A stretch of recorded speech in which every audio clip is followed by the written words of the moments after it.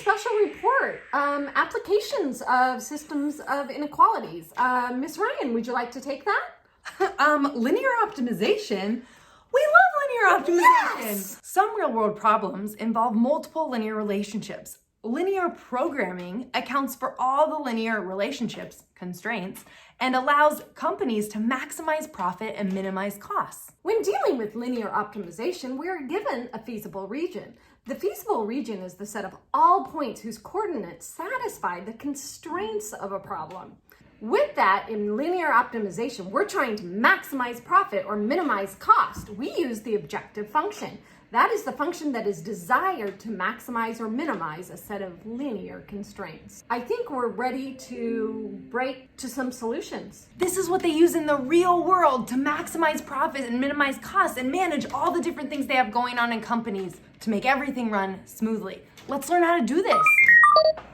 To begin with, we're given the feasible region and the objective function and asked to maximize or minimize. One of the things we know is that the max or min will occur at one of the vertices of the feasible region. So to get us started, those vertices are identified, and we're just going to slowly see how this works. On number 1, we have vertices at 0, 0, 6, 0, 2, 1, and 0, 4. We need to maximize profit. So I'm going to go ahead and say, okay, the profit at point A, 0, 0, of course is 0 plus 0 equals 0. Profit at point B, well, that's 6, 0, so 6 times 6 plus 2 times 0. And of course we get 36. Continue with C and D. As we can see, the maximum occurs at point B with a max of 36. So the maximum of 36 occurs at point B, which is 6, 0. Next, we're going to minimize our objective function cost equation. So the vertices are given once again at 2, 1, 3, 0, and 0, 5. We're going to plug in and get those cost. So CA is 4 times 2 plus 1. So we have 9. Go ahead and do the cost at B and the cost at C. So we can see that point C minimizes the cost given the constraints. So minimum of 5 at point C, 0, 5. Pause the video and do the next problems. Tune back in to check your answers. Okay, check your answers, see how you did. If you made any little mistake, be sure and go back and fix it and learn from that. Next, we're going to pull back the training wheels a little bit, right? Now let's try graphing the system of constraints ourselves and then optimizing based on the function they give us. So here it says, graph each system of constraints, name all the vertices. This is important. We need to remember to do that to keep our work nice and clean. Then find the values of x and y that maximize or minimize the objective function. Okay, so here's my objective function for this first one. Here's my constraints, and then I'm going to name all my vertices once I have them graphed. So let's go ahead and start graphing our constraints. This first one doesn't look like slope-intercept form, so I'm going to go ahead and solve for y so that I can draw my graph. So I'm going to subtract x from both sides and get 2y is less than or equal to 6 minus x, divide by 2. Make sure I divide all the pieces by 2, and I'm going to end up with y is less than or equal to, I didn't need to change the sign because I'm dividing by a positive, 6 divided by 2 is 3 minus, this looks a little funky, x over 2, so if it helps you see the slope better, you can write 1/2 x. Okay, so this is going to be my first constraint that I'm going to graph. All right, my y-intercept is 0, 3, so my slope is -1/2, so I'm going to go down 1 over 2. Now you'll notice I did my points all the way from the y-axis to the x-axis, and that was actually intentional just because I almost don't trust my ability to draw a perfectly straight line. And when I'm trying to optimize something, I want my points to be as precise as possible. If you can draw a really straight line, you don't need to worry about drawing all your points there. 2 points on a line is good enough. Okay, so here, this wasn't just y equals, right? It was y is less than or equal to. So less than means we shade below. Now, just like all of these up here, we only have one region shaded. So I am actually not going to do my shading yet. I'm just going to draw my arrows. So I'm going to say, okay, less than or equal to, that's shaded below. So I'm just going to draw a bunch of little bitty down arrows, and I'm not going to shade until I have all my other constraints graphed. Next constraint, x is greater than or equal to 2. Well, x equals 2 is a vertical line at 2. There's my x equals 2 line, so x is greater than or equal to 2. Well, greater than or equal to 2 would be 3, 4, 5, 6. So I'm going to draw arrows pointed towards those numbers, so towards the right for greater than. Okay, so now I can see, all right, my feasible region's looking like it's going to be this area because both my arrows are kind of pointed right here, but I still have one more constraint that I need to graph before I can shade. So y is greater than or equal to 1. Well, y equals 1 is a horizontal line, and then greater than or equal to 1 will be everything above that horizontal line at 1. When I go to try and pinpoint my feasible region, it's going to be where all of the arrows are pointing. So if I say, oh, maybe this is my feasible region right here. I can see these arrows pointed here, I can see these arrows pointed here, but look at this line right here. This line is pointed down, so it's not pointing at that region right there. So I'd be like, oh, that's not my feasible region. Okay, I go here, nothing's pointed here. As you can see, I have all my lines pointed at this little bitty triangle right there. So I'm gonna try to shade that as best I can. Right there, that's my feasible region. So if I look back up at my directions, it says name all the vertices after I've graphed these constraints. Those are the corners of my feasible region. So right here I have a vertice, right here I have a vertice, and right here I have a vertice.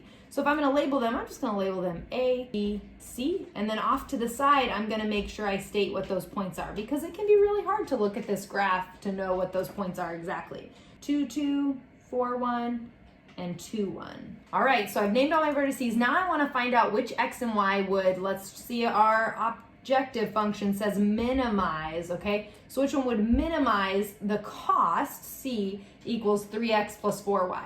So all I need to do is plug in each of my points or each of my vertices and see which one minimizes that cost, so which one I get the smallest value for. Point A, I got 14 is the cost, B, I got 16 is the cost, and C, I got 10 is the cost. So since I was told that I want to minimize my cost, 10 looks like the minimum, so my point 2, 1 is going to minimize my objective function. So I'm going to say a minimum of 10 at 2, 1. Let's try this again. This time we're going to be asked to maximize an objective function. So of course, first we have to get these constraints graphed. So take a moment to graph your constraints. Make sure you set them equal to y first so that they're quicker to graph. Okay, let's check your functions really quick before we start graphing. So here I've got y is less than or equal to 5 minus x for this first constraint. And the second constraint, after I subtracted x and divided by 2, I got y is less than or equal to 4 minus 1/2 x. Let's graph these constraints together. Y is less than or equal to 5 minus 1, so I'm going to start at 5, and then my slope is going to be down 1 over 1. Take a moment, get that graph. Check your line and make sure you're being really precise. It's less than or equal to, so right now, before I start graphing the next line, I'm going to make sure I draw little bitty arrows pointed down, because I would shade below this one. Now take a moment to graph this next one. Y is less than or equal to 4 minus 1/2 x. All right, check that second line. I start here at 4 and then I went down 1 over 2, so it's crossing the x-axis at 8. And look, it even intersects with the other line at 3, 2.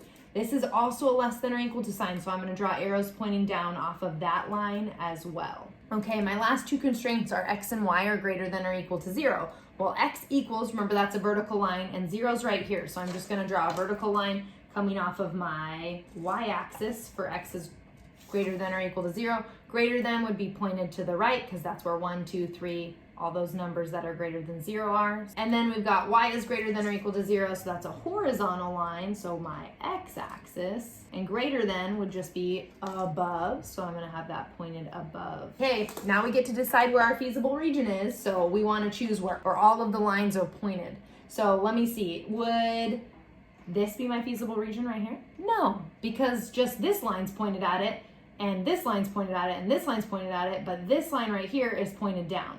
So where would my feasible region be? Where are all those arrows pointing? Yeah, right here. This big area would be my feasible region.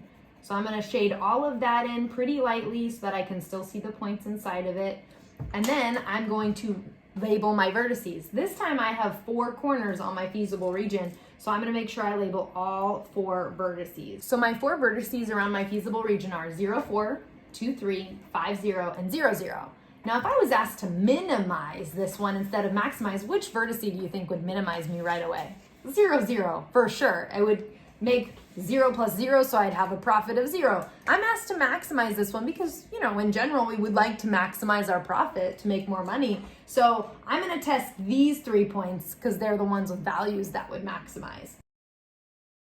Let's see how we did. So for point A, I got a profit of 12 in my objective function. For B, I got 11, and then for C, I got 5. So it's looking like point A is actually what's going to maximize my objective function. So down here I would say a maximum of 12 at 0, 4. Check your understanding. Now it's your turn to maximize and minimize. Do number 9 and 10. So here's my graph of my constraints. It looks like my feasible region's right here and my vertices A, B, C, and D are laid out right here. So when I plugged the vertices into my objective function, I got 6 for A, 18 for B, and 20 for C. So it looks like vertice C is going to maximize my objective function. You can see number 10's graph of constraints is over here. Again, I had 4 vertices. I laid them all out. Now this one's kind of silly and a little unrealistic because it says minimum. Well, obviously if I have a 0.00, my minimum is going to be at that point because I'm going to get a value of 0 back. So not super realistic, but hey, we gave you one. Let's look at an application problem. Take a moment, pause the video, read through carefully, and then we'll go through it step by step. Given the context of the problem, we're talking about wheat and rye. More specifically, the number of acres that we should plant of wheat and rye to maximize a profit. So let's identify the variables. I'll use W for wheat and R for rye. You can choose any variable you want. So to be specific, make sure that you clearly identify what the variables stand for. Number of acres of wheat, number of acres of rye. Now let's look at our constraints. Well, we're constrained by the number of acres we're going to plant. So the number of acres of wheat plus the number of acres of rye has to be greater than or equal to 7 acres. We're going to plant at least 7 acres. Next, we have a constraint of money because we can only spend up to $1,200. Well, it costs $200 per acre of wheat and $100 per acre of rye. But once again, we're constrained by that $1,200 maximum. And last is the time involved in planting. Well, 1 hour per acre of wheat plus 2 hours per acre of rye, and we can only spend 12 hours total, so less than or equal to 12. The last thing and most important is profit. We want to make the most amount of money given the constraints. So our profit is based on $500 per acre of wheat and $300 per acre of rye. So now we have our objective function that we need to optimize. I think it's a good time for Miss Ryan to come in and help us. Thanks, Mrs. Peart. Now I have my constraints, so I'm ready to graph them, find my feasible region, and identify those vertices so I can optimize my objective function. I do need to solve my constraints for a variable so that I can go over here and graph them. Doesn't matter which variable you choose, I think I'm going to solve for R. So I need to specify my R axis and my W axis on my graph. So if I solve for R on this first one, I would subtract W from both sides, and I'm going to get R is greater than or equal to 7 minus W. And then I could go and graph that. Okay, so it looks like I cross each axis at the value 7, and my slope was -1, so I went down 1/1. Really try to make sure your graph's as precise as possible so when we go to optimize, we have the correct feasible region. Check this out. This is R is greater than or equal to. So instead of drawing arrows pointed down like we usually do, I'm going to draw arrows pointed above the line. So this one, I've already decided I'm going to solve for R. So once you've made your decision, you do need to stay consistent. So if I'm going to solve for R, I'm going to subtract this 200W to the other side. Then I'm going to divide everything by 100. Be sure you divide everything by 100. So then I end up with this constraint solved for R. R is less than or equal to 12 minus 2W. So take a moment to go get that one graphed. You might have to extend your R axis a little bit so you can show 12. So here's my graphed constraint. Notice how precise I was trying to be, especially when I have to extend an axis like that. I really was careful when I counted out that slope to make sure I'm crossing my other line and crossing my axis correctly. Okay, so just being as precise as we can be with the tools that we have.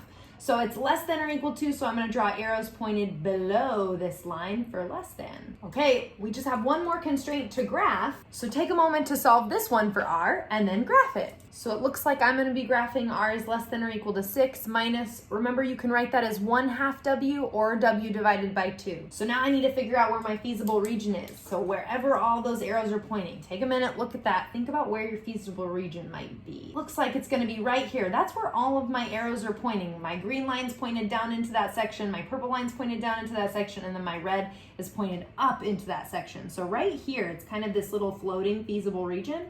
But we have really nice clear vertices because we were so careful about graphing that one. So now I'm going to identify those vertices and then I'm going to test them to maximize my objective function. So real quick, let's check our vertices. I have 2, 5, 4, 4, and 5, 2. So all 3 of those points I'm going to test inside my objective function right over here to test all 3 points and maximize that profit. Let's check and see what we got when we plug these into the objective function. Now remember, W was going to be like my X coordinate on my vertices, and R was like my Y coordinate. So be sure you plug things into the right location. So once I've done that, I've got 2,500 for point A, 3,200 for point B, and then 3,100 for point C. So it's looking like my 0.44 gives me a maximized profit of $3,200. So when I make my recommendation down here, I'm going to say, well, I think it'd be good for W to be 4 and R to be 4. So a reminder of what R and W are. It's the number of acres of wheat for W and the number of acres of rye for R. So I'm going to recommend that the farmer plants 4 acres of wheat and 4 acres of rye to maximize her profit. So when we're given a problem in context, we want to make sure we provide an answer in context. That was an amazing report on linear programming. I'm glad we learned about those things. Maybe we should become linear programmers. Maybe NASA will hire us. We have a problem.